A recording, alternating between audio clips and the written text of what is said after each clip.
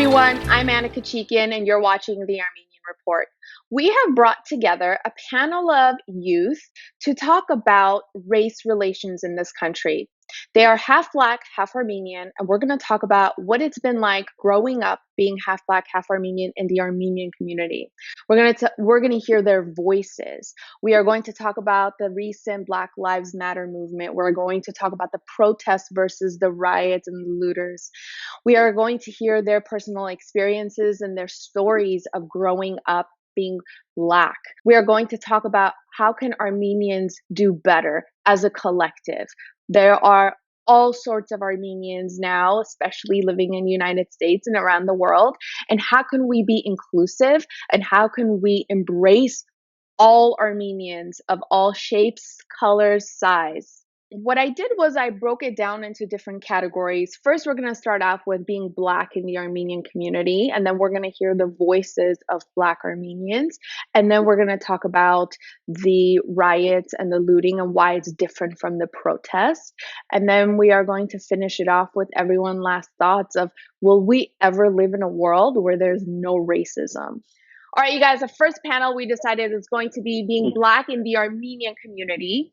And we've got here with us Isaiah Matteosian, there we go, Alisha Panthier, and Demi Thomas. They're here to share their stories and their experiences of being Black, specifically in the Armenian community. I know that everyone has so many stories and experiences to share. Some are good, some are bad. What has been something that's most recent that's like top of mind that you can talk about right now?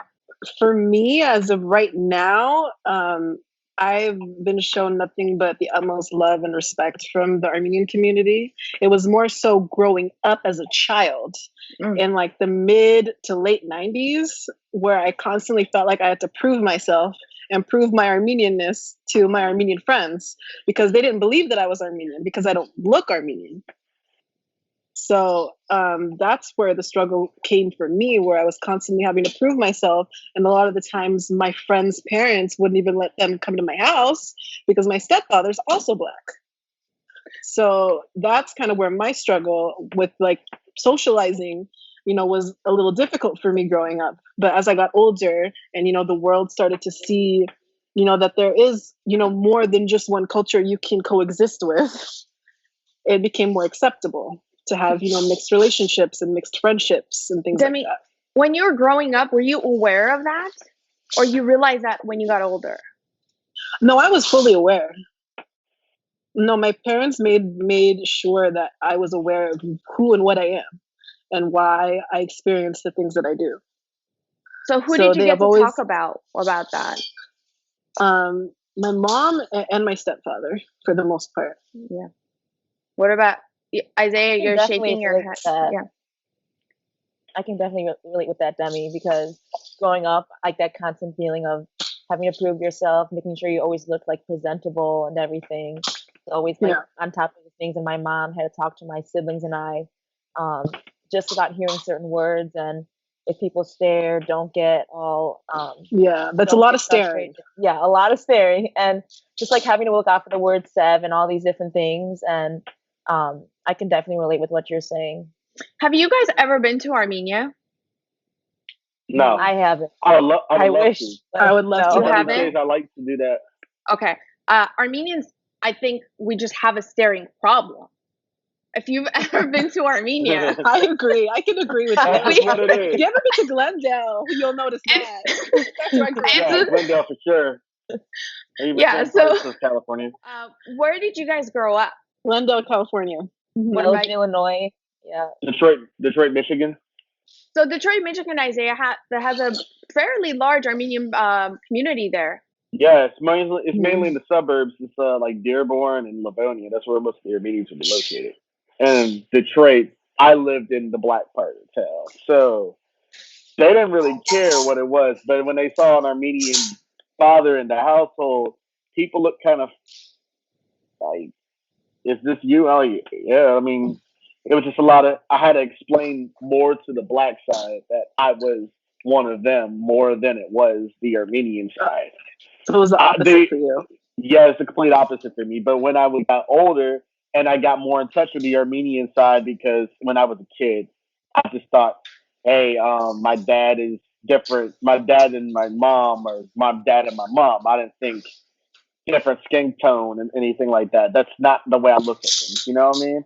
So when I started diving deeper into my heritage, it was a beautiful thing, you know. But the Armenians who really haven't seen anything like that, they looked at me some type of way because they're like, you don't look like a regular Armenian. You don't look like one of us. How you gonna say that we're half? How you gonna say that you're half and you look like this?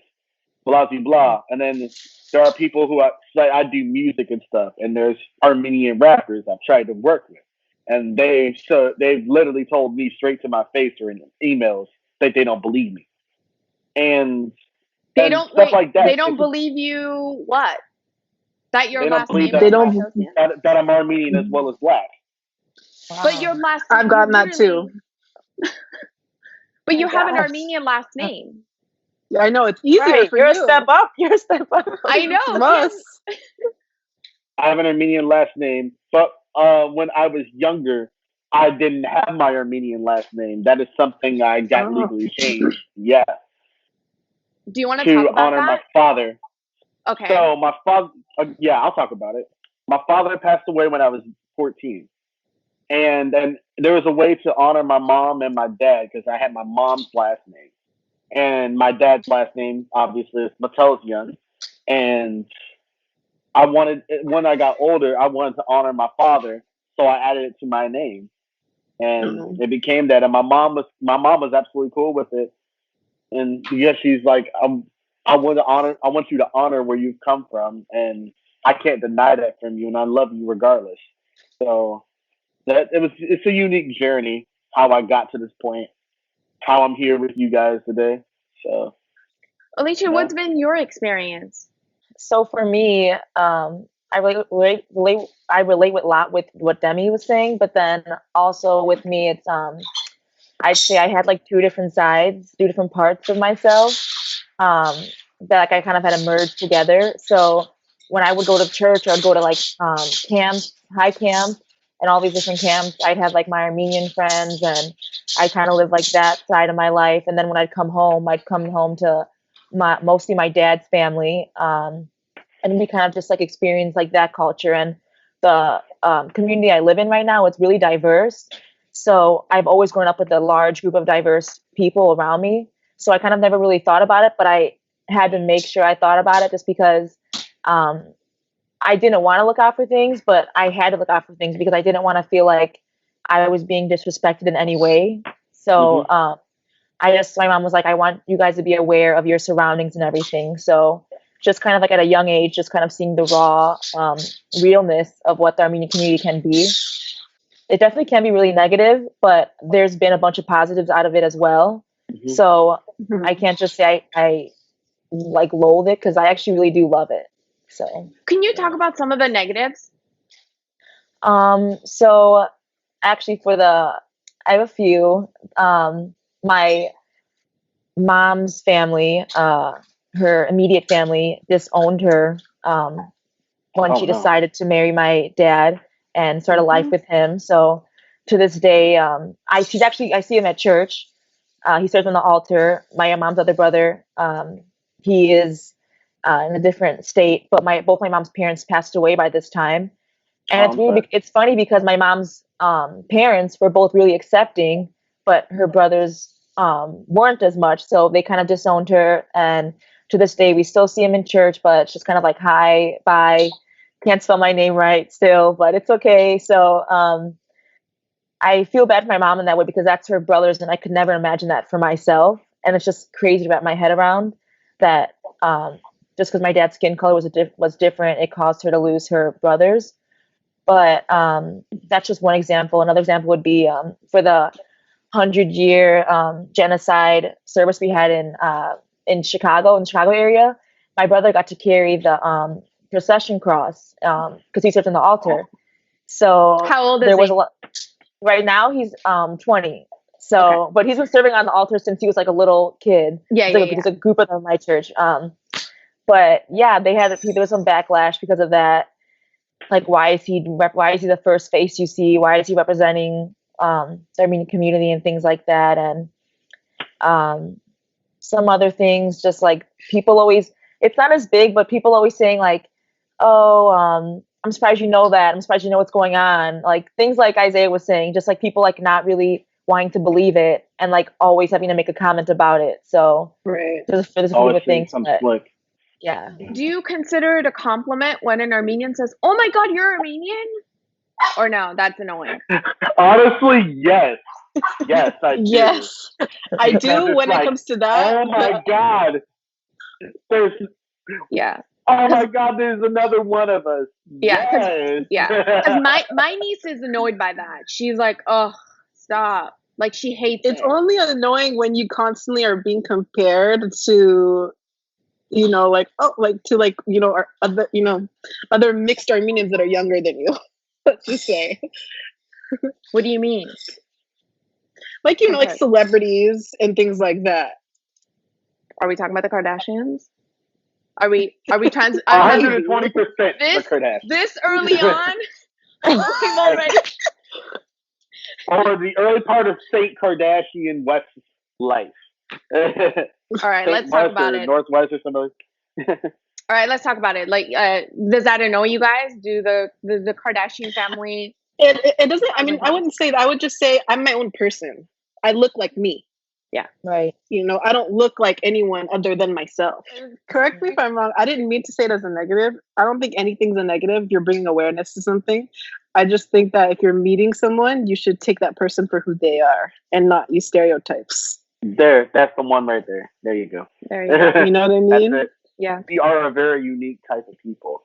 Mm-hmm. And not just the Black Armenians. Armenians in general are very unique people all across the world.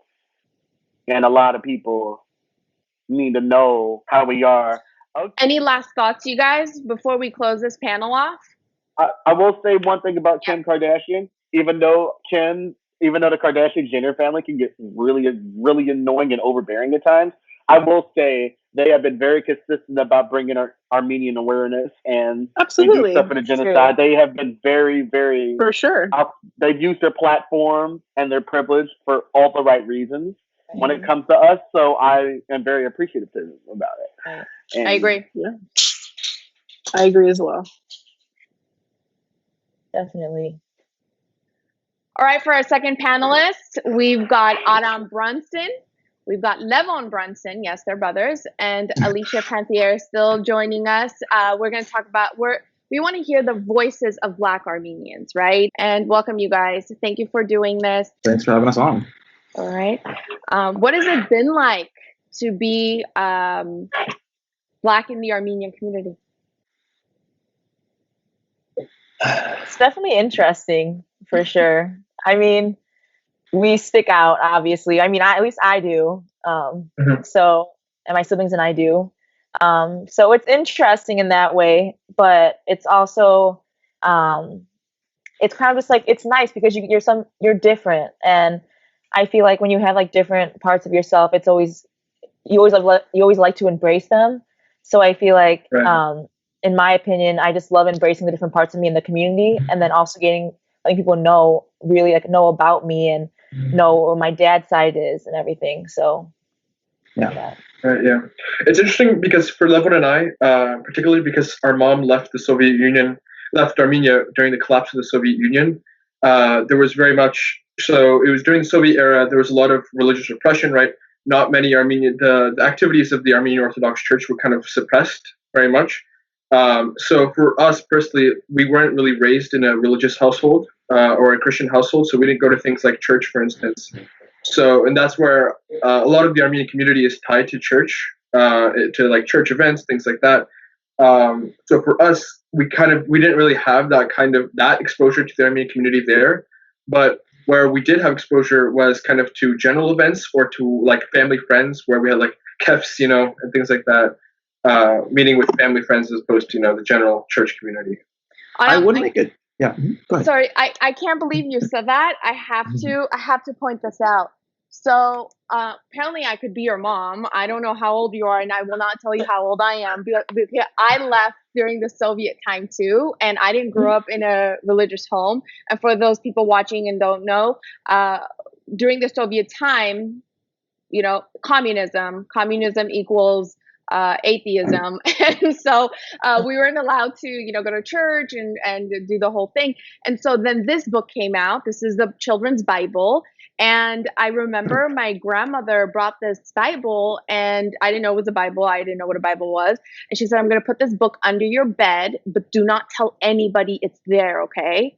And I still have it, but I've never read it because I don't know why, but that's my story with that. So same as you, I can relate. I would make an addendum there to what Aram's saying. We weren't completely separated from the Armenian community in that way. We did go to Armenian school for a number of years, and tied to that was also going to church. Well, because it's kind of tied in with being Armenian school and Sunday school. When we lived in Virginia, actually, we'd go to school in Maryland. So we went to St. Mary's and learned and went to so it wasn't necessarily part of our experience, I think, for the way it is for a lot of Armenians, but we still got the exposure to that and a lot of really good lifelong friends through that community. I would say that's where Lev and I differ a bit in that I only went to Armenian school for 2 years, once in 1 year in Washington, D.C. in Virginia, I suppose, and the other in New Jersey. And so I think Lev got a lot more exposed to the church aspect of it, while I was more secluded to that because our family doesn't go to church, and then I didn't really go to Armenian school for that many years. But that's kind of the difference there. So do you guys think the church is an important part of keeping the Armenianness then? I think for me, I do. When you think about raising your kids, right? Like, do you... Yeah, honestly, it's interesting. I'd say it's more for it's a tough question, obviously, because there's so much, and I think particularly from a Black Armenian perspective, because of how important the Black church has been to the Black civil rights movement and that struggle, and that throughout the 20th century, that has existed for Armenians as well, and that cornerstone for a lot of people and for our culture in many ways. It's been a cornerstone, particularly because I think a lot of our troubles began with the surrounding nations. Turkey and these nations began when we converted to Christianity, and being the first nation to do so, that obviously brings up a lot of issues with the people who are surrounding you who aren't. Put a target on our back. Exactly. So that's been a very major institution for Armenians, but I don't think it is what makes Armenians like Armenian. I think the love for the culture and love for the history, and appreciation for the language. That's really what I'd like to pass on to my kids. And I think for me, how they choose to interact with Armenianness, and whether they choose to go to church and whether they choose to observe that's up to them. And I don't they can do that either way. But I don't think it makes them any less or any more Armenian. Yeah, I completely agree with what Levon said. And for me personally, kind of on a more of a religious stance, I think I won't raise my children probably in the Armenian church, because for me, actually, I don't think even Levon knows this, but me personally, I'm a pagan, an Armenian pagan with using the old gods of Armenia. But for me, I feel that's kind of our cultural heritage. But I think that the church it's been a very important institution in our history, and I don't think there's no denying that. But that's just my personal stance on it. I agree with both of you. I kind of, when you guys are telling your background with the Armenian community, I thought it was interesting just because I kind of had the opposite experience. I went to church every Sunday with my siblings, and I went to high camp. I went to sports weekend. My sisters and brothers went to St. Barton camp and St. Nerses and things like that. And we still had that community, but we didn't go to Armenian school, so we don't really know we don't know the language. So I'd want my kids to go to church. What church that is, it's up to them and all that. Just because I know my dad is Catholic and my mom is obviously goes to the Armenian church, and they kind of decided whoever's going to go to church more is that's what denomination we're going to be. So that's kind of how my kids can decide what they want to do. But I do think church is important. But I do agree with what both of you guys are saying, for sure.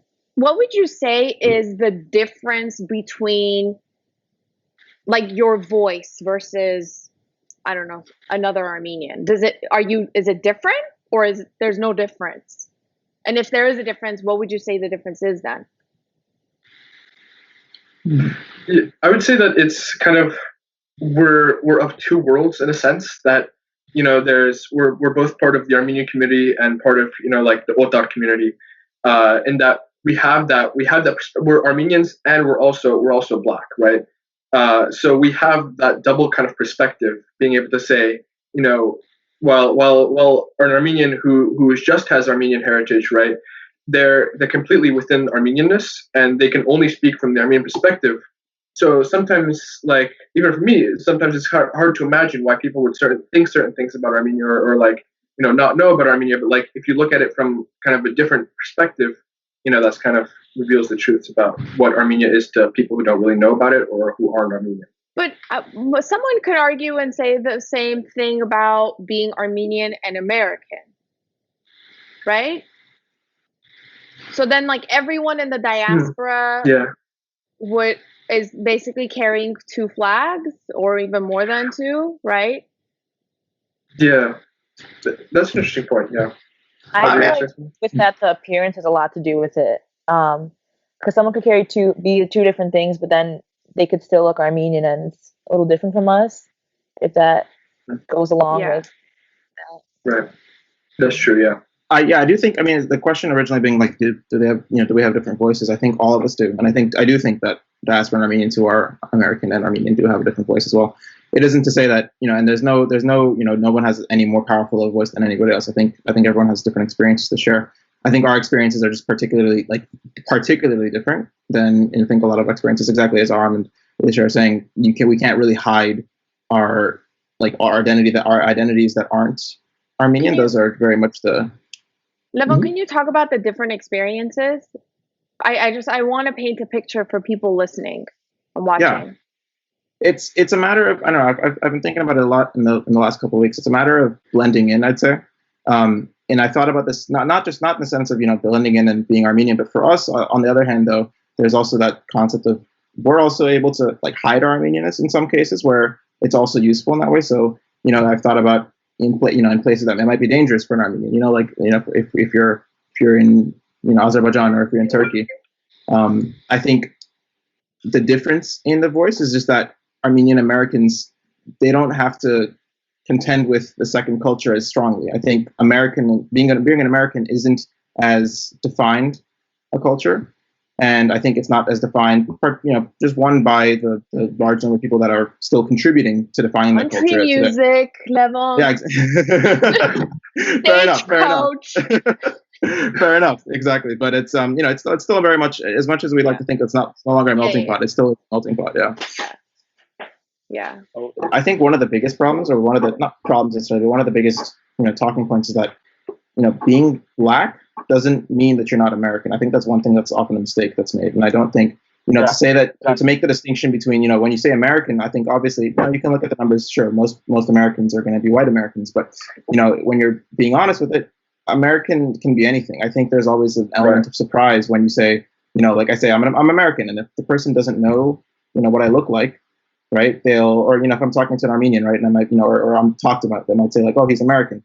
The expectation is one thing, but then as soon as they see it, they say, oh, why didn't you tell me that he was Black? That's something that's wrong. That's being Black doesn't mean that you're not American. I think that's one thing that we're working toward. That's one of the differences, where you can be an Armenian American, but then versus you have to be Armenian like Black American. I think we're working towards. We're working towards that.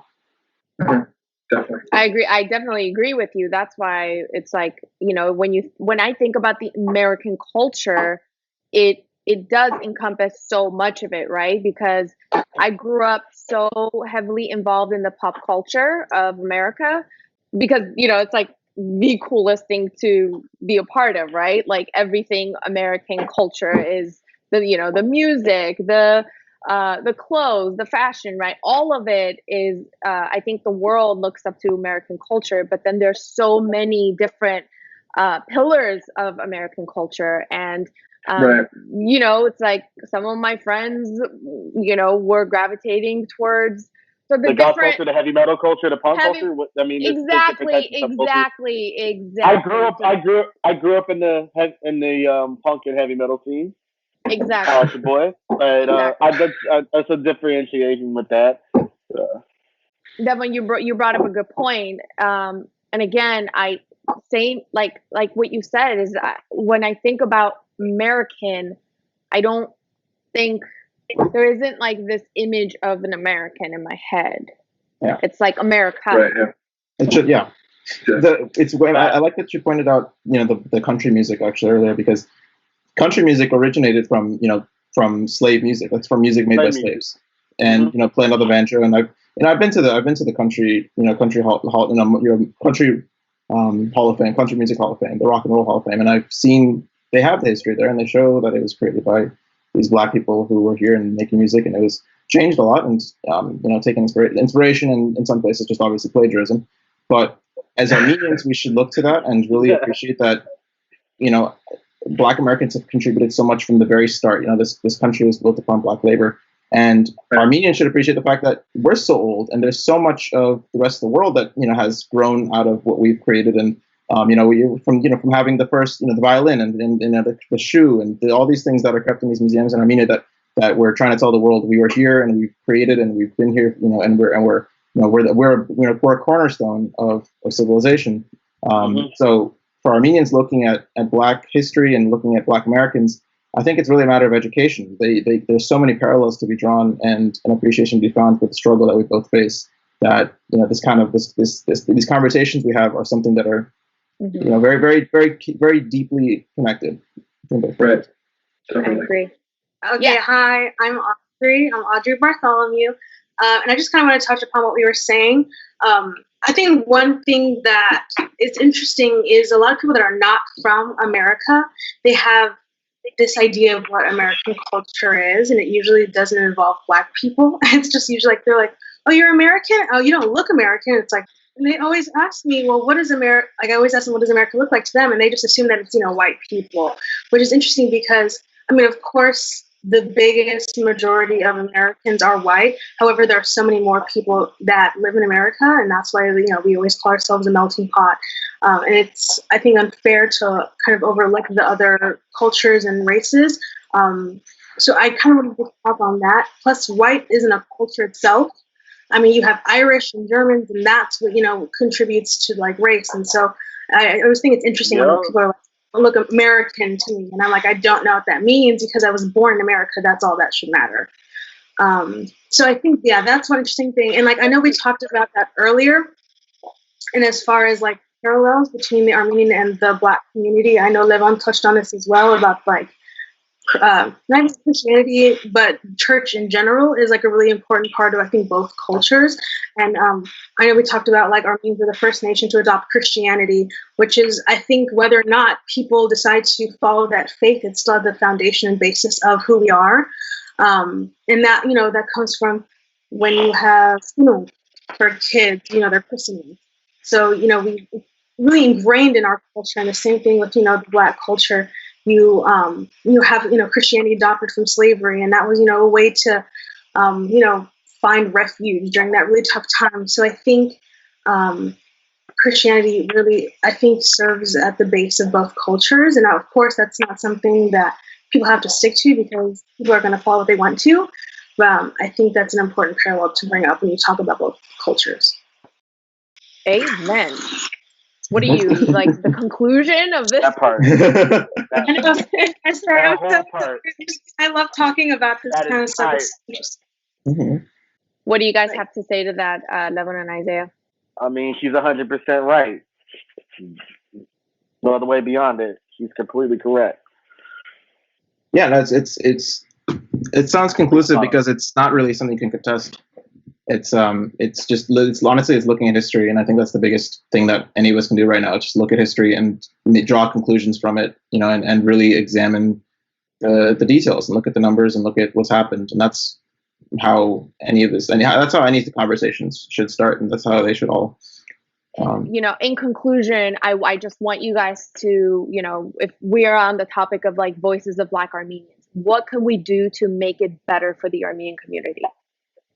And when it comes to the conversation of race, what can we do to become better? Well, it's all us for me. It's setting an example, and it all starts with ourselves, because they don't have an image they can see publicly of a Black Armenian other than what they see right now. And there's not too many Black. I don't, because we're such a rarity. It would have to be something they would have to see themselves for us and the type of people we can be, or we got to set an example that way. And at that point, you just hope eyes will open up and we can bridge the gap between full-blood Armenians, Irish Armenians, Black Armenians, so on and so forth. I think example. I think Isaiah talking about examples and about self is really important. Since there are so few of us, both as Black Armenians, but also as Armenians in general, I think the power of each individual is immense, and it's really not lost in the way that it is for cultures that are a lot larger. What I would add to that by saying example is just educating. And I don't necessarily know if bettering the community is the right word. I think it really comes down to just informing, because as we talked about a little bit, people living in Armenia just haven't seen people who aren't Armenian, and that's not a bad thing. That's nobody's fault, and there's no fault to be made here. I think when I go to Armenia and people ask to take photos with my dad and I don't take issue with that. I don't think that's a racist thing. I don't think that's like a mean thing. I think it's just purely that this is something new to them and they want to remember it. And that's then from there, when they come and they ask in this kind of in this English, they say, can I take a photo with you? And I respond like, and they kind of, they're shocked and surprised. And then immediately after that, they're like, wait a minute, this has changed my idea of what it means to be an Armenian.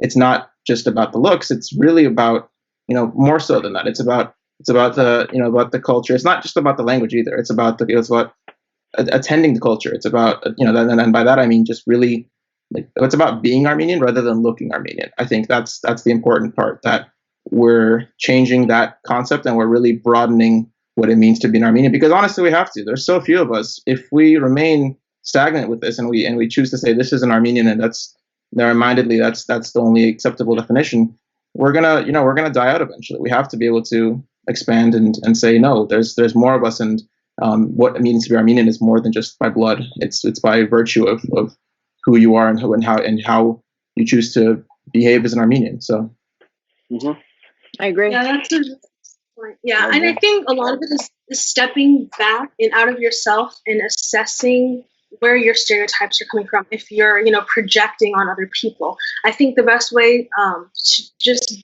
be open-minded is to learn about other cultures and surround yourself with those kinds of people. And I kind of want to bring in an example with that, not to go off another tangent. But Charles Gary, he was a civil rights attorney who represented the Black Panthers, and he was Armenian, and no one would know because he changed his name, obviously. But I believe his name was Karapetyan, and the reason that he changed his name was because during that time in the early 1900s in America, if obviously he was fair-skinned, but his name was foreign, and so he had already some prejudice against him and biases. But he acknowledged that he had the privilege to be able to change his name, and no one would see that anymore. They would just see a white man, if you'd like to say that.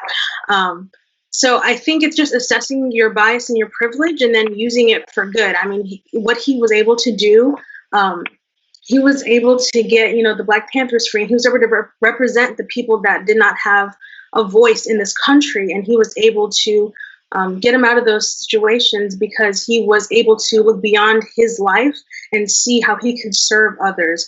But with his privilege, and I think that's the important part about being Armenians and being more fair-skinned, is that you can assess how you have privilege and how you can help other people that may not be as fortunate.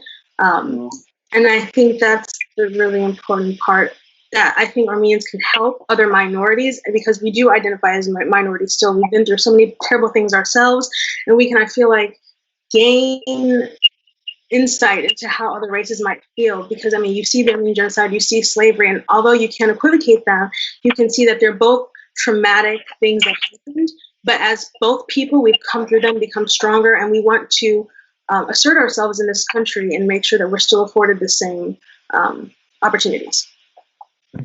I think just as a people, as the human race, something that we can do better is to not look at our opposite people and see them as a threat, but like try to actually understand how they're feeling and see what parallels we might have with them and see what we can do as a more privileged minority to help them. Right. You know what I mean? Because even if you look at sorry. If you look at my mom now, my mom's fair skin, green eyes, blonde hair. You wouldn't even know she was Armenian. But she is. So it just goes to show like what she did as the one person in her family to marry outside her race made it to where every single one of my cousins had a choice. Yeah.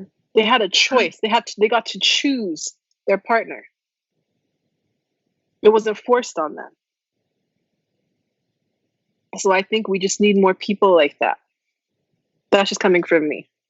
What do you say? Yeah, I feel like a lot of people watching this, they're gonna, to what you said, Demi, they're gonna say, well,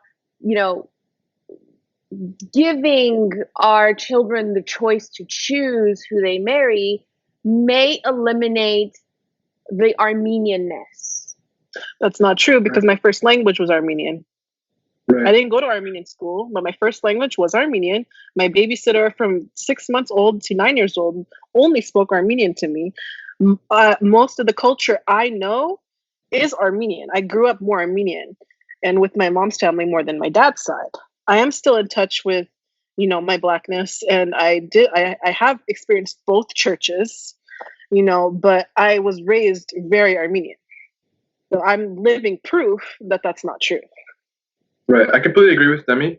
Right. And I think that a lot of the Armenian kind of xenophobia or like anti mixing and marrying outside of Armenianness comes from a place of fear. It's the fear that we're going to lose our culture, we're going to lose our tradition.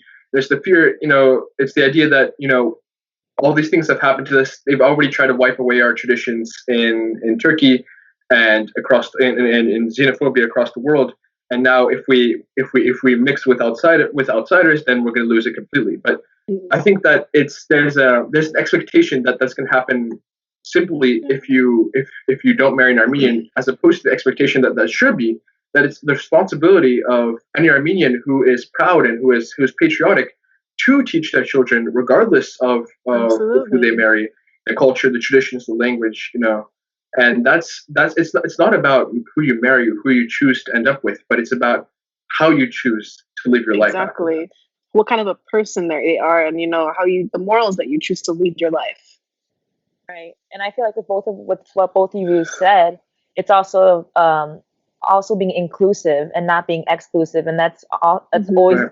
It's often a common trend in the Armenian communities that we're so exclusive to others. And I feel like once we start to be more inclusive, things will change. And I feel like there's parents like the parents that all of us have that have shown to be how we can be so inclusive and how we can spread and how we can make these different mixes of people. And I feel like if that just is emphasized more, that we need to be more understanding of others and include others more, and not just like kind of like be like, oh, you're an Odar, you're not welcome here. Because I feel like that word has kind of, in some areas, has been a negative term, and I feel like it should be a positive term because you should want to embrace someone that is a little different or is not even Armenian at all. So I feel like just being more inclusive is really important. Can I say something as someone who was born and raised in Armenia and grew up in America? So I identify being Armenian American or American Armenian. It doesn't matter to me how you want to introduce me. But so the term Odad is something that I learned when I was, I want to say 26. So in Armenia or growing up in an Armenian home, we never used the term Odad. Because to me, it's if you say I'm Armenian, that's it, you're Armenian. Right. If you say to me, if you identify Armenian, even though all you like is Armenian restaurants, to me, you're Armenian. So the whole Odan thing, I think, is an American Armenian thing that we have created in this country. And Absolutely. this is something that this is a monster we've created. This is not an Armenian thing, Right. because and correct me if I'm wrong. I don't know, because I haven't been back to Armenia in a really long time. But if you have been back to Armenia, right? Like once they find out you're Armenian, that's it. They don't care. You're Armenian to them. That's all that they see. Exactly. Yeah.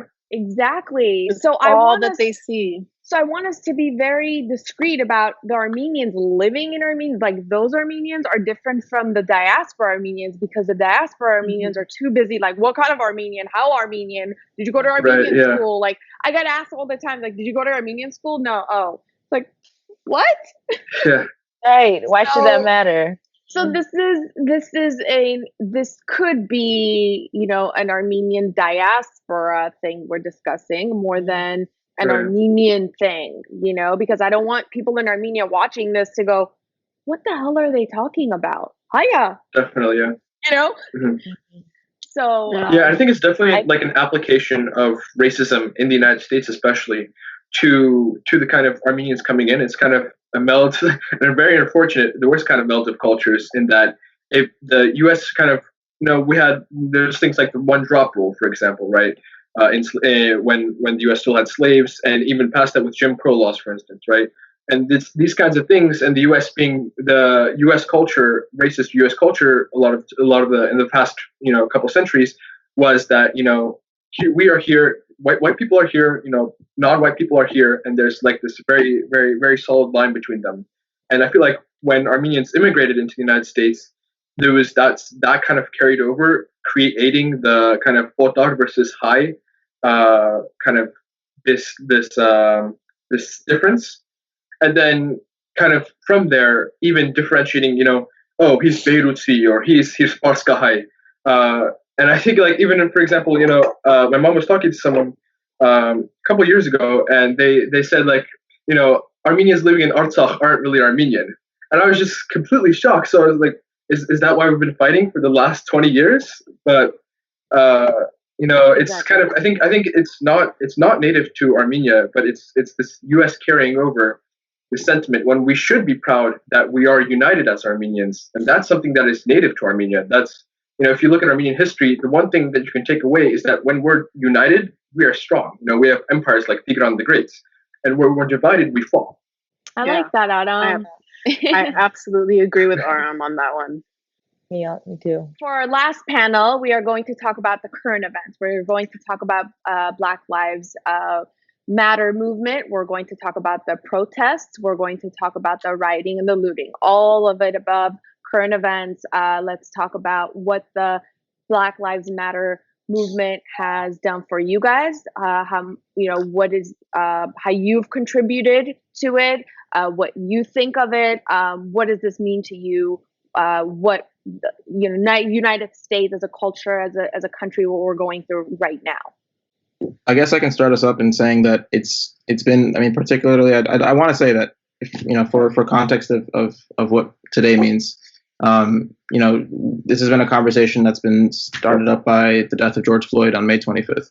And over the last couple of weeks, there's been an immense and very intense amount of discussion that's happened between everybody. And I think there's been a lot of engagement that we really haven't seen in the past. And so on for me, on the topic of race, and the topic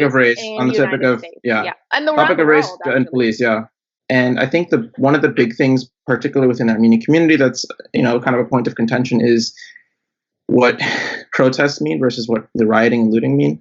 And I see posts that compare the peaceful protests that we have when we have the March for Justice, and when we march and when we demonstrate on April 24th, and the days leading up to April 24th, and comparing those to a lot of the more violent aspects of the movement that have been taking shape.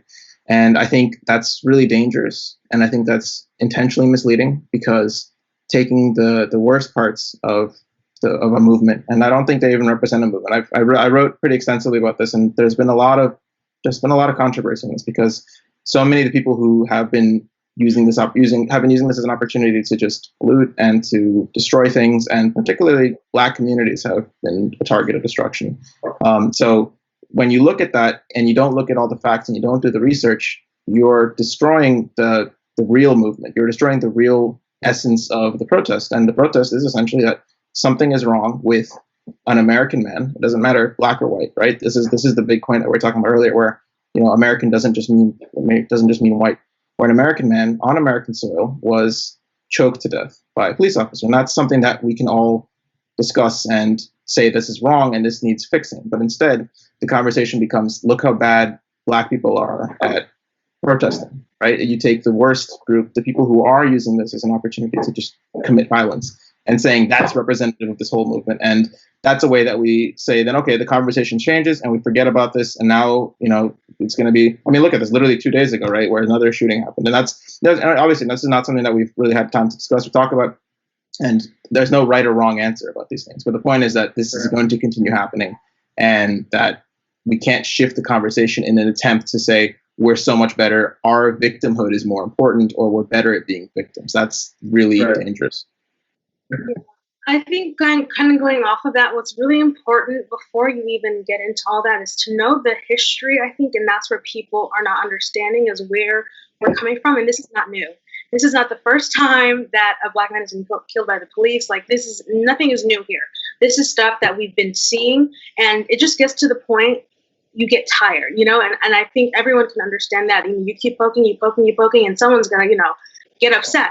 So, if you look at it from the inception of our country, it was built on slaves. You think about how the country was founded. Was it founded? Someone was already here. They're called Native Americans for a reason. They were native to this land. And you have people that just took the land and claimed it to be theirs. I don't know how that works, but it happened. And then, you bring people over to do free labor, slavery. And then you claim that this is a land for the free and home of the brave, but yet our national anthem, the song that was created for America, included several other verses that no one knows of, apparently, that include things about slavery. So it's not just we're tired because of things happening now. This has been continuing, and people are tired. So kind of going into the looting, it's very interesting that a lot of what's been going on right now is, not all cops are bad, which is absolutely true. Everyone is on their own merit. But it's the same people that say that only talk about the looting when they're talking about the Black Lives Matter movement. How can you ask us not to blame all cops, but you're blaming the Black Lives Matter movement on several people that are looting and taking advantage of the situation? I'm just saying that people need to look at it with a non-biased point of view. And really check themselves and check your own sources. I think a lot of people are falling into, I'm just reading something and with misleading titles. And they're like, oh, this is true then. But it's it takes more than that. It's you going in and doing your own research and making sure that you're making your own decisions based off of what you were looking up yourself. Can you guys talk about your personal experience with police, if you have any?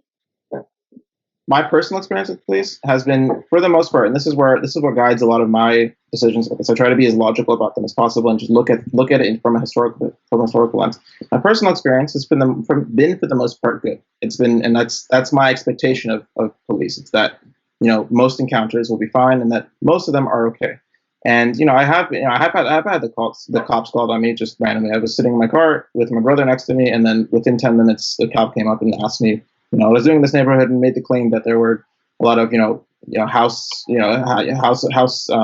entrances, like burglaries, and in that area recently. And there might have been, I don't know. That's not the claim I make, and and sure, maybe they were looking at, but I think my guess is that, this is just two Black kids sitting in a car, and they're in a neighborhood that they don't belong to, and they're going to be called on.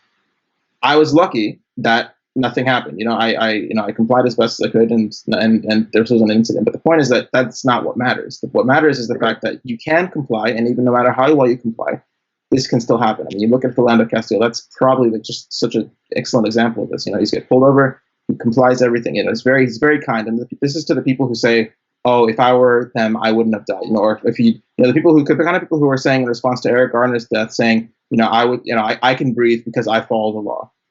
That's not the point. The point is that you shouldn't die if you're unarmed, be if you're complying, but you're seen as a threat to police. The death sentence is not something that the police have the jurisdiction to give out. The job of the police is to bring somebody to a court of law so that they can be tried, and then the appropriate punishment can be done. Maybe George Floyd was on whatever drugs they're putting on it. Maybe he was intentionally using counterfeit, but that's not something that's worthy of an execution. And that's the point I make. It's my personal experiences mean that I have to fear, because I see these cases where they're not given a chance to go have what's afforded to us by the Constitution, have what's afforded to us by the system that we've created. This is the protection by law. But they're not afforded that, and I'm thinking, okay, well, is this encounter going to be my last? Right. Yeah, definitely. And it's not just about physical interactions with the police, but also about the theoretical, right? The fact that I have to think, what's going to happen after this encounter, or am I safe after this, or how should I move my hands so that I don't get shot by the police in this encounter, right? The fact that I have to think about those things, the fact that I can't be like when I was 12 or something like that, right? I wanted to go get like a BB gun, right? But then I have to think about the fact that Tamir Rice was playing in the park with a BB gun and he got shot by the police. 12 years old, and the fact that we can't be safe, we can't act, we can't have the same rights as other people, as non-black people, and specifically white people in this country, because the law isn't fairly applied to us. The fact that we can't make false moves and be unarmed and not get shot. But the fact is that people will walk up to police, white people walk up to police with their guns unholstered and pointing it, and they won't get killed. That's it's not just about the fact that we're getting killed, but also the fact that there's no punishment for the officers that commit these crimes. There's no way of tracking these people's records, and there's nothing we can do about it. Exactly. Yeah. The law is just not upheld fairly, and it's really unfortunate. And I have to say, honestly, personally, I'm more fair-skinned than my father, who is a dark-skinned African-American man, and so I honestly don't experience it as much as he does, and especially because I'm not male, I'm not as threatening, which is another topic. But I remember one day I was in the car waiting outside of a church with my brother, my little brother. He was about 8 years old, and our parents were inside the church just visiting, and he had a fake wooden gun that my mom had just bought him from a restaurant, and he was just playing with it, and all of a sudden I see this man that looked at the church, was working at the church, I assume, with a suit on, and he was on the phone looking at us through the car. So I'm getting a little concerned. I'm looking at my brother, because automatically when you see that, you think the worst.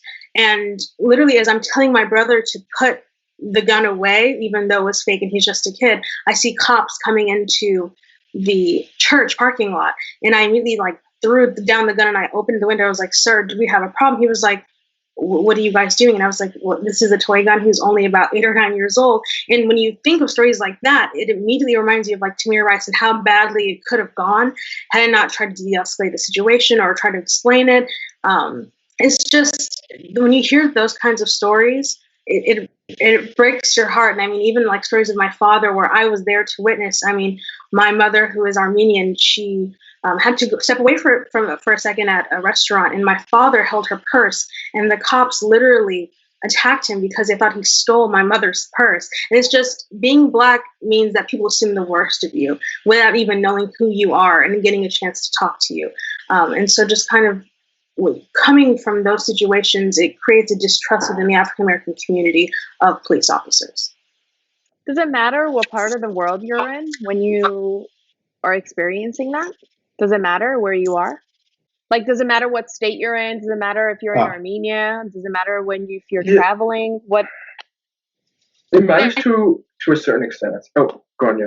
I'm sorry. I just wanted to say, sorry to cut you off, Aram, but I think, honestly, yeah, it does. Because when I go to book Airbnbs for different countries, I have to think, okay, what is the reception of Black people? Are they going to have unfair prejudice against me just because I'm Black. And I've had stories of my friends that have to hide their profile picture when they go to Airbnbs because they won't let them rent out certain spaces. So it's just knowing, like, I know when I'm on road trips, for example, and I'm going further south, because I do go to school in Illinois, and sometimes if I want to go to Chicago or different states, I have to look around and I see, I'm like, is this a safe place to stop? Because you never know. One wrong stop, I could be dead.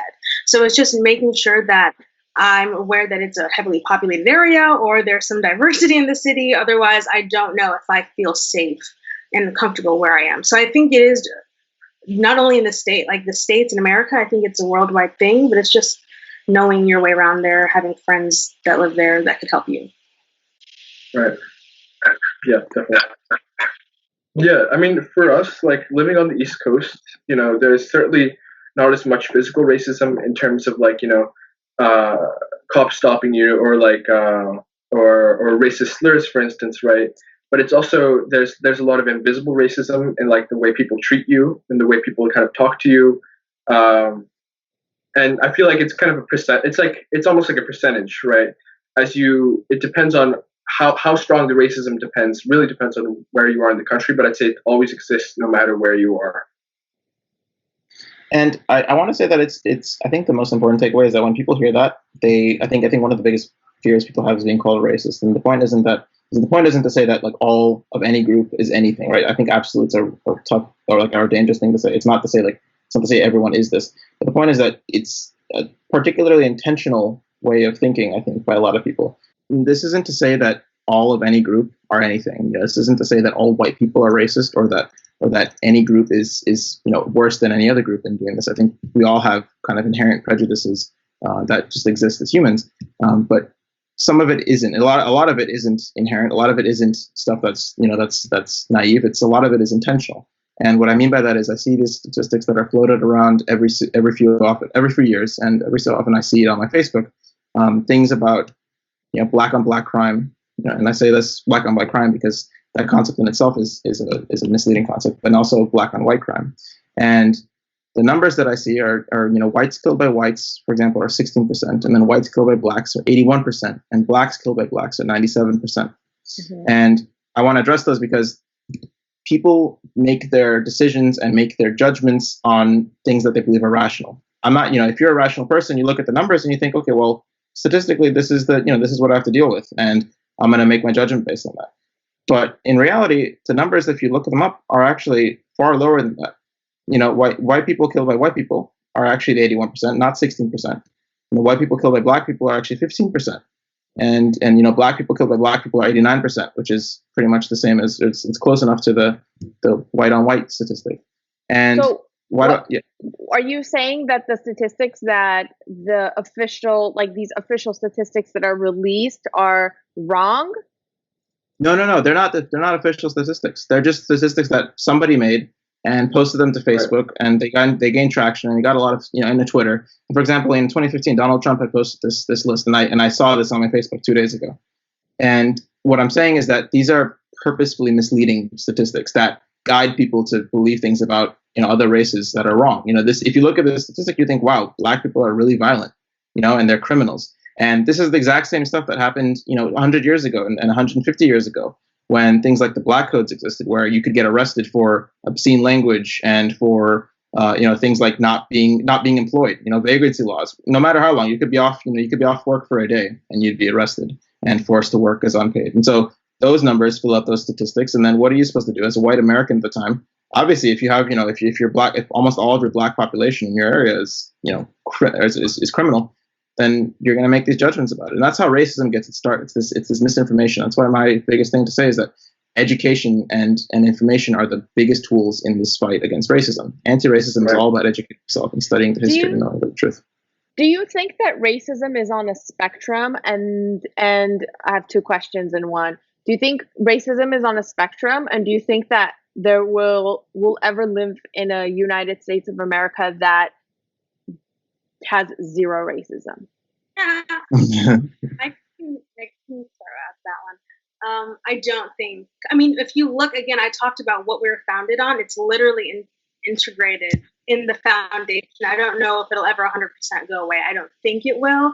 I mean, Yeah, I'm going to say no. I mean, when you think about everything Black people had to go through in this country, there's never been nary an apology, not nary a reparation given to us from America. I mean, nothing. I mean, when a lot of traumatic events happen, I mean, you look at what the Holocaust, and in German schools they teach about what happened, and they fully take the blame. And I feel like there's been nothing done in America to resolve how Black Americans feel, or at least an apology, anything done to just say that they're sorry.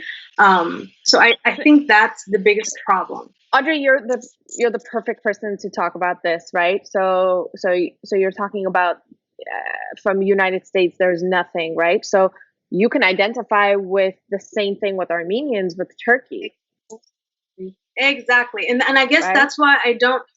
That's why I wish more Armenians understood, and that's why I love the Armenians for Black Lives hashtag, because I feel like it's finally we can both see that when there's mistreatment against a people, what can happen if we can all band together and create change.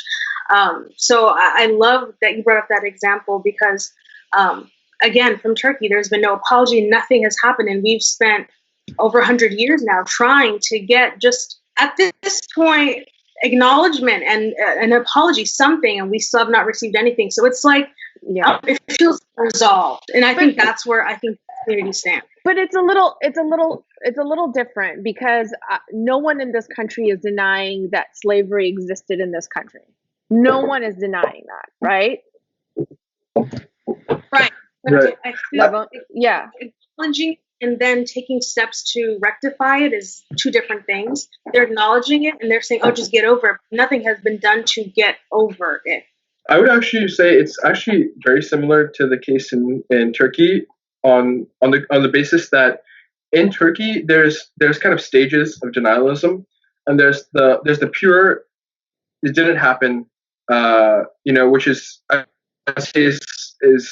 not the majority of genocide denialists. But there's a lot of people in Turkey who say, it had to happen. It was just a peaceful deportation because there were Armenian gangs running around or whatever, right? And that's kind of very similar to the United States, where they say, slavery wasn't that bad. You have things like the Disney movie Song of the South, right, where they glorify it and glamorize slavery, and they say, the white masters were taking care of their slaves and feeding them, and they were being treated better than they would have been.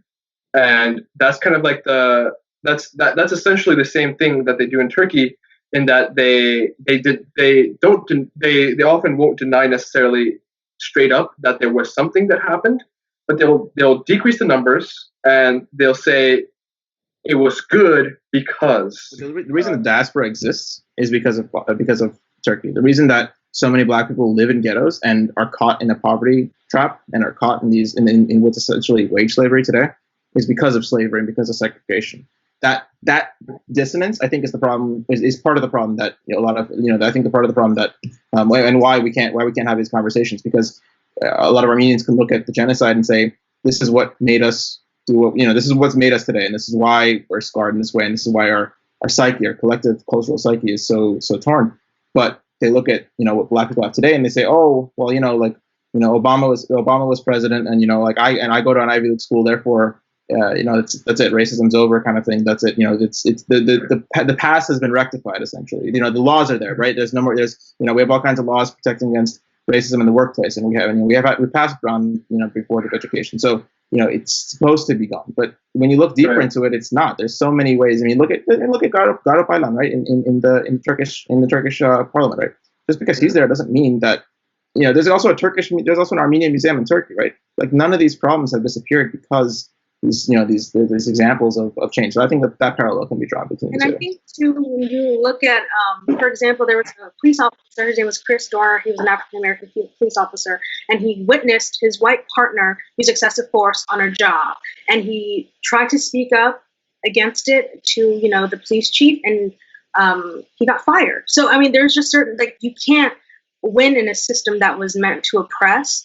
And of course, we are making strides as time goes on, but it feels like with every 2 steps we take, a leap, we take 2 steps back. And it's just like, you just can't win. And that's, I think, the reason for the Black Lives Matter movement is Of course, all lives matter, and I love when we, having debates with people that are genuinely willing to listen, because nothing in Black Lives Matter, it doesn't say Black Lives Matter only. It's never been like saying that we also matter, and I think that's the important thing to take away from all lives matter, because if you really believe all lives matter, you wouldn't be so offended by the Black Lives Matter term. And I mean, you look at things that happen with the looting, and it's all in the news, but they never talk about the looting that happened. For example, there was a Black Wall Street in 1921 in Tulsa, Oklahoma, that was bombed by a white supremacist, and we never hear about stories like that. And it's always seemed that the looting and the rioting is put on the Black community. However, there's a lot of instances where things happen from the white community, and just it's not. There's not the same judgment given. I mean, when Dylan Roof murdered these people, he was taken to Burger King after by the cops. When people hear these stories, it amazes me that they're still questioning that racism is alive and well in America. I think what a lot of people don't realize is that many of these things happen. You can't just look at the legal equality, right, and say, well, here in the law it says blank or blank, right? The fact is that a lot of things happen kind of not only behind the scenes, but where they're covered up. For instance, with like Brown v. Board, for instance, right? Brown v. Board passed in, I think, decision of Brown v. Board was passed in, I think, 1954. Mm-hmm. But the fact that a lot of people don't know is that there are 5 or 6 cases after that which essentially reversed the effectiveness of the of this monumental case.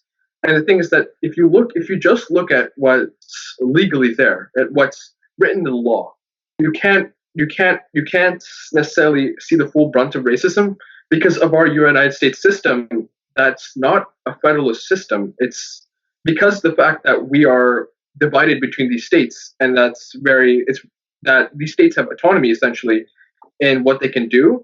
A state like, just because someone is in Massachusetts, for instance, right, and they don't experience very much racism, doesn't mean that someone in South Carolina is not going to face institutional racism. Because I don't think there will ever be no racism in the United States. But all we can try to do is, just try to limit it as much as we can. And, perhaps in 100 years, they'll say, oh, look at these people from, what century are we? 21st century, right? And they'll be like, oh, these were such huge racists for, some issue that we don't even know will be a big issue. But in the how, future. Adam? How? Mm-hmm. The question is how. Is that? I'm trying to figure out, obviously not the answer to it, but like brainstorm ways and tools of how. I think it's about whether or not racism will exist, because I think we can always find differences in one another, and that's kind of a natural human thing, and maybe that'll get eventually we'll evolve out of it, maybe, but I don't know. But the more point is that it's about the exercise of racism and whether or not there are consequences to somebody being racist and acting upon that racism. That's largely seen in the police force, right? The problem with the police force isn't that most of these officers are racist. We don't think that for most of these people. We most of them are. The point is that the ones who are, they can exercise their racism and they can get away with it, right? And there's nothing that stops them. Derek Chauvin, the person who killed George Floyd, he had numerous complaints against his on his file, right? And we don't have access to those because of laws protecting, the police officers from reveal to the public. And B, because he literally had an encounter with another person where he came, where he burst into a bathroom and started beating the person and then shot them, right? So that's not revealed, right? So if he'd been stopped at that point, maybe George Floyd wouldn't have died. Maybe George Floyd would have gotten to go to court and then face the appropriate legal consequences. So that's on that side of it. I think it's less about the spectrum of racism, but more about the agency of racists.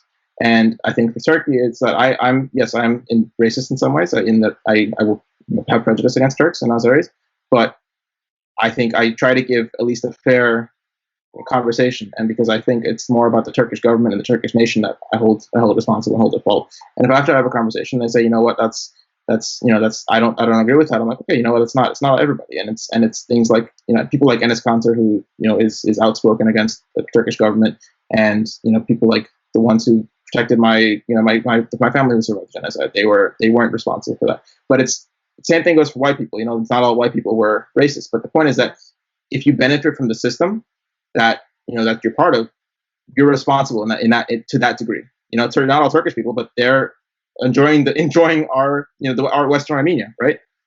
And so that's exactly the point. It's that you can't, you're not responsible, but you should understand that you're part of a system that was responsible, and you should be doing your best to right that wrong. So what I'm hearing you say is self-awareness. Yeah. Self-awareness is crucial.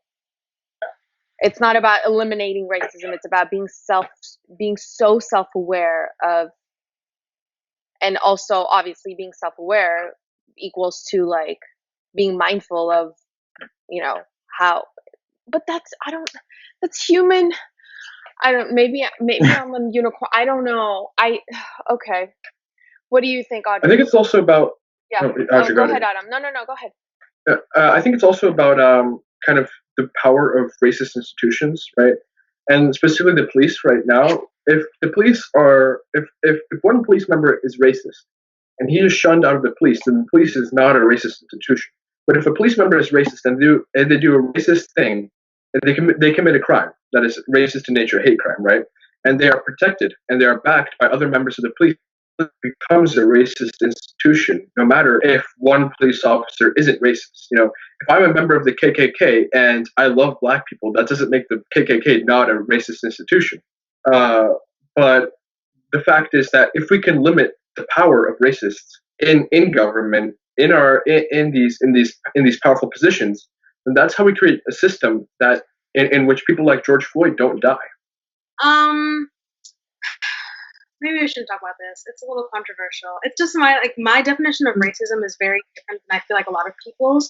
I think to be racist, racism and prejudice are very close to me. But for example, I don't know if black people can necessarily be racist only because we're not in a position of power. If I say something about a white person, it's not going to affect them negatively in their life versus if someone in a power, like a white person, says something negative about a black person, I think it could affect my life negatively. I mean, if you see movies that are created, for example, that portray black people in a certain stereotype, and they have the power to produce to the masses, it all of a sudden creates a stereotype about black people. I mean, if you look at how black people portrayed, I mean, you had blackface in the early 1900s in film, and it became caricatures.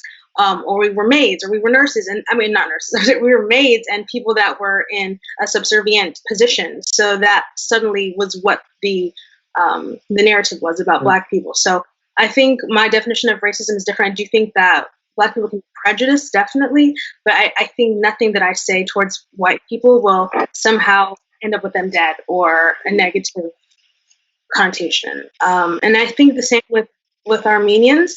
I think it comes from a place of a negative thing occurred, and so it's a place of preservation.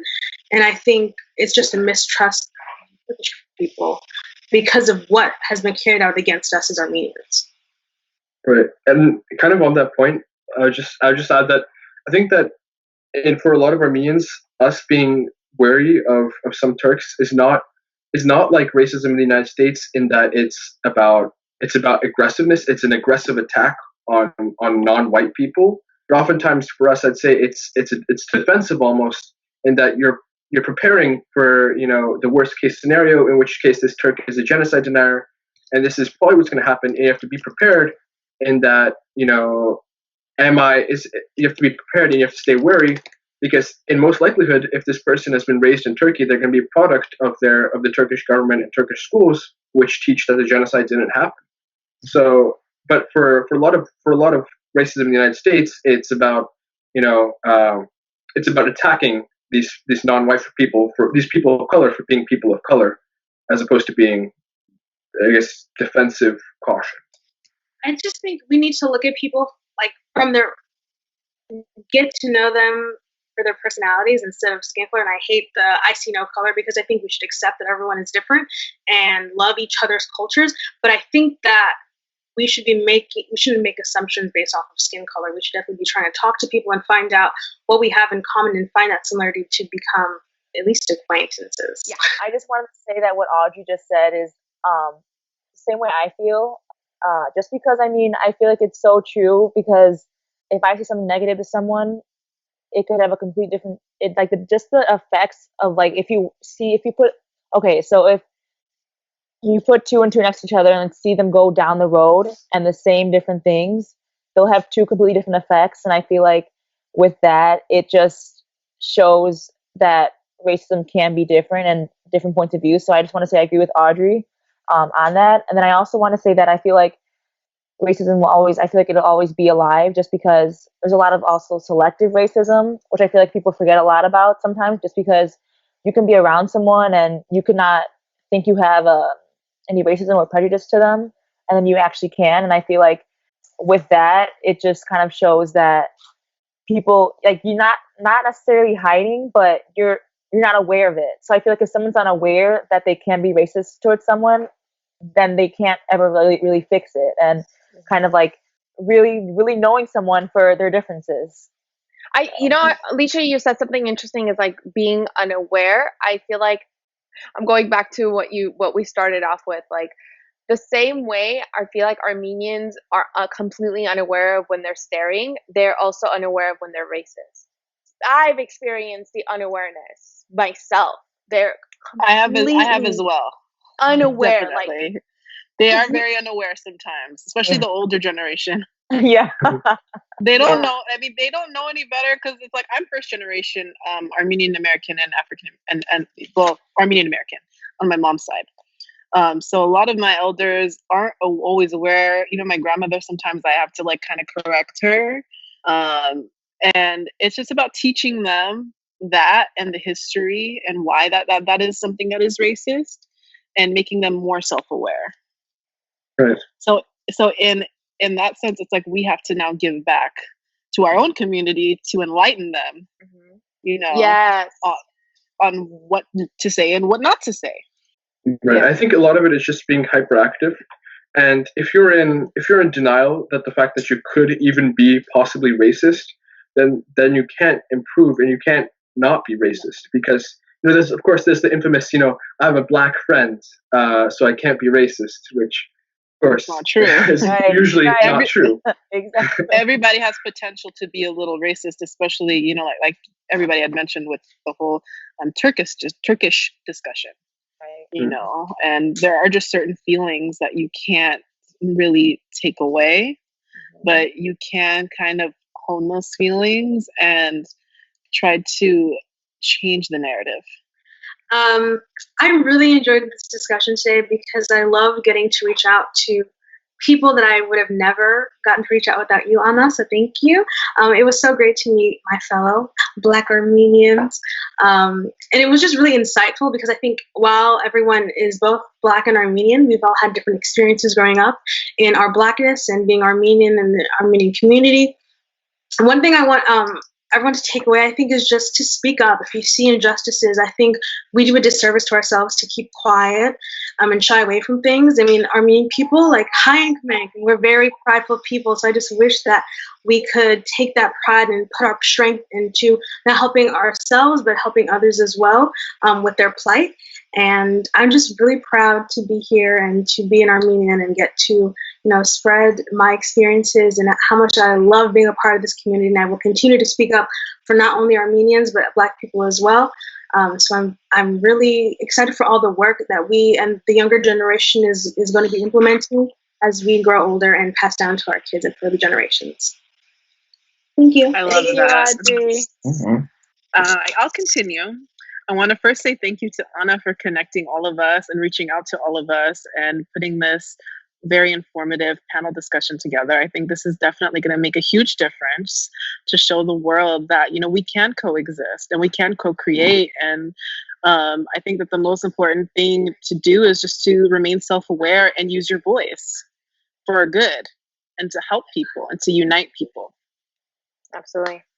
I think this panel has been a really great experience, and thank you, Anna, for putting it together. And I think I really want people to take away from this that, we always have to stay vigilant.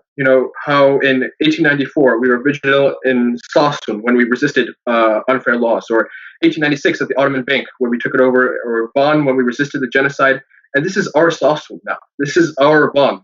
This is us resisting unfair policy. This is us resisting this racism and oppression. And if we as an Armenian community can stand together and stand against oppression as we always have in history, then we can create a better tomorrow. I just want to say thank you, Anna, for bringing us all together. And I loved meeting you all. I'm sure that we'll all stay connected, especially with our Facebook group. Thank you, Levon, for that. And I also just want to say that I hope whoever watches this really takes away and hears our voices, because we want to be heard, and we're so proud of who we are, and we want everyone to know how proud we are and really embrace us. And I just hope they really all take that away. Thank you, Alisha. Most importantly, I just want to say thank you to Anna, and this has really been huge. I previously thought it was really just my brother and I, and maybe maybe Kim's kids that were Black Armenian, and this has really opened up my eyes. So I'm incredibly thankful for that. You're not alone. Exactly. Yep. And I think from this, I really hope that those of you watching, are a little more educated about the situation. I think I've just gained a little more insight into that. And if you agree, whether or not you agree or disagree, I'd love to continue this conversation. All of us would. I think this isn't the end of that conversation, and this is an ongoing struggle, and this is an ongoing discussion that warrants further investigation. And it's not solved, and there's so many ways that we can continue to contribute and continue to expand on what we've started. So let's keep up this conversation, and to everybody, us amongst ourselves on this panel, but also the people watching us. Let's keep it up. And thank you for opening my eyes to a lot of things that I was unaware of, or I never thought of, or I never thought of it that way. So I really appreciate you guys, and love that you are, not afraid to speak up on both sides, and are just prove that you're able to embrace both and be both, and it's okay, and it works perfectly, right? Because a lot of Armenians are like, how, and I'm like, what do you mean? It's a beautiful life. That's all I can say. It's fun. It's actually really easy, and it's more it's fun standing in line at the grocery store and understanding perfectly what people around you are saying, but no one knows that you understand. Exactly. The Armenian Report is here for you guys, and this is a platform for young Armenians, for their voices, and we are funded by the people. So, and that's what I love about the Armenian Report. So it's for the people, by the people. I'm trying to think of like a fun way we could leave. I mean, you guys all said great things, but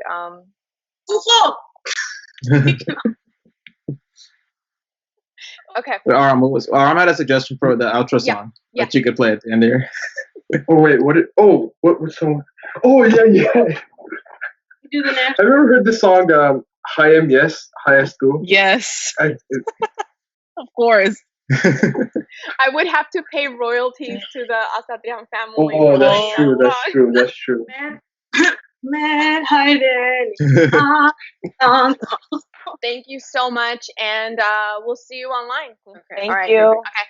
Bye. Thanks. Bye. Good night. Thank you to Levon, Aram, Alisha, Audri, Demi, Isaiah for taking the time to share their stories and their experiences with us. I know I'm taking away a huge chunk of their stories and their experiences with me. I've learned a lot. So thank you for watching. Thank you for listening. And I hope that this makes you think just a little bit more about how, as an Armenian community, we should be so much more inclusive, because there are so many different kinds of Armenians that live all over the world. And we're all human, and we must love and respect one another. Thank you for watching, and I'll see you at the next one.